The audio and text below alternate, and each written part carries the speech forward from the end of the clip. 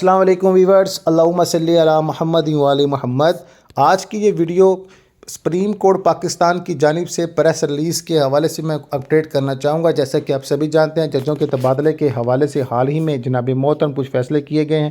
تو 28 اپریل 2026 کو جناب سپریم کورٹ پاکستان کی جانب سے جو پریس ریلیز جاری کی گئی، جس کا مقصد پاکستان کے جوڈیشل کمیشن اسلام آباد ہائی کورٹ کے ججوں کے تبادلوں پر غور کرنا، اس پر بیان کرنے جا رہا ہوں۔ اسلام آباد 28 اپریل 2026 کو judicial commission of Pakistan JCP کا آج سپریم کورٹ آف پاکستان میں اجلاس ہوا، جس میں اسلامی جمہوریہ پاکستان کے آئین کے آرٹیکل 200 کے تحت اسلام آباد ہائی کورٹ کے ججوں کے دیگر ہائی کورٹس میں تبادلے کے حوالے سے تجاویز جو تھی وہ پیش کی گئی، اس پر غور فکر کیا گیا۔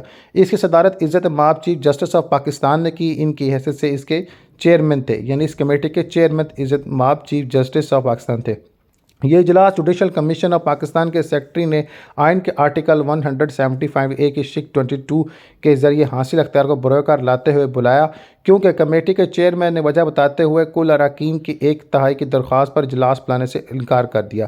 پاکستان کے آئین کے آرٹیکل 175 کے ساتھ پڑھے گئے آرٹیکل 200 کی شق 1 کے پہلی شرط کے مطابق متفقہ ہائی کورٹ کے جو مختلف چیف جسٹس نے پر موجودہ تبادلے پر غور کرنے کے لیے کمیشن کے ممبران کی حیثیت سے انہوں نے شرکت کی۔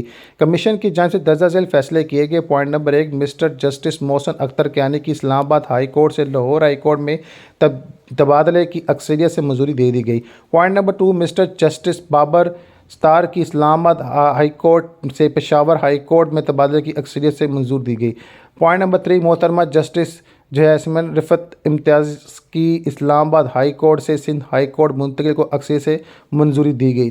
جن اراکین نے مسٹر جسٹس کے موجودہ تبادلے کے حوالے سے اجلاس طلب کیے تھے، تمام کی اتفاقی رائے شامل: ارباب احمد طاہر کی اسلام آباد ہائی کورٹ سے Balochistan high court, mister chief justice Khadim Hussain Soomro کی اسلام آباد ہائی کورٹ سے سندھ ہائی کورٹ نے متعلقہ تجاویز پیش لی۔ کمیشن نے اپنے کل رکنیت کی اکثریت سے مزید فیصلے کیے کہ ہائی کورٹ سے جج کے تبادلے کے نتیجے میں پیدا ہونے والے کسی بھی اسامی کو صرف ٹرانسفر کے ذریعے پور کیا جائے گا، اور ایسی اسامی کو کسی بھی طرح سے ابتدائی تقرری کے لیے خالی جگہ نہیں سمجھا جائے گا۔ Supreme court Pakistan